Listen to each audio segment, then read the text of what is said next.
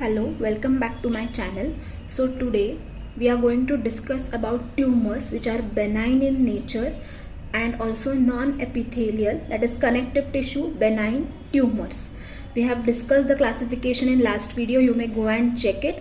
So today we are going to learn about what tumors which are benign in nature and which arise from connective tissue. So first tumor, which is most common connective tissue benign tumor, which is it?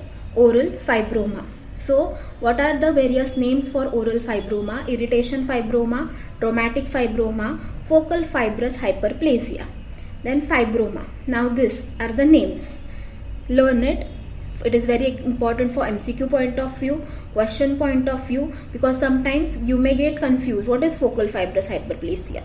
What we should write? So it is just oral fibroma. Okay, third years majorly. Then fibroma is the most benign soft tissue neoplasm, most common benign soft tissue neoplasm occurring in the oral cavity. Most fibromas representing reactive focal fibrous hyperplasia occur due to trauma, something like denture or some sharp restorations or local irritation. Although local fibrous hyperplasia more accurately describes the clinical appearance and pathogenesis of entity, it is not common, is intimately related to fibrous hyperplasia. Now clinical features. What are the clinical features of fibroma? Now what is the main oral site? Main is the buccal mucosa or at the plane of occlusion on the buccal mucosa. Other frequent sites: tongue, lips, palate. Then peripheral fibromas occur on gingiva, a reactive hyperplastic growth of underlying submucosa or periodontal ligament. This may be sessile, sessile or pedunculated without. Okay, so they are sessile or pedunculated with stalk, without stalk. Normal mucosa colored, smooth surfaced or nodular regions. They may be size may be small or large, ranging up to several centimeters or millimeters also. Then the surface is traumatized, irritated or inflamed, or superficial ulceration can be seen, or there is hyperkeratosis.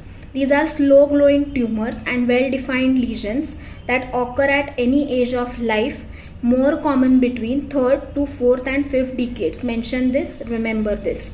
Females are twice as frequently common or susceptible to fibromas than that of male. Okay, is that clear? Now we will see a clinical picture which will appear over me or over this slide. It is the fibroma of the tip of the tongue. Now what will be the differential diagnosis? Giant cell fibroma, neurofibroma, peripheral giant cell granuloma, and benign and malignant lesions of salivary gland tumors. These are the differential diagnosis for a fibroma. Now let's move to histopathologic features. We will see a picture popping up over here.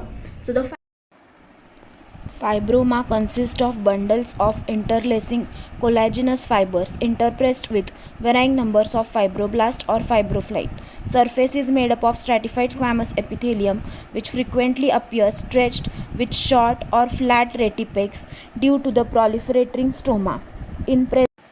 In presence of trauma, vasodilation, edema and inflammatory cell inflammation, areas of diffuse focal or calcification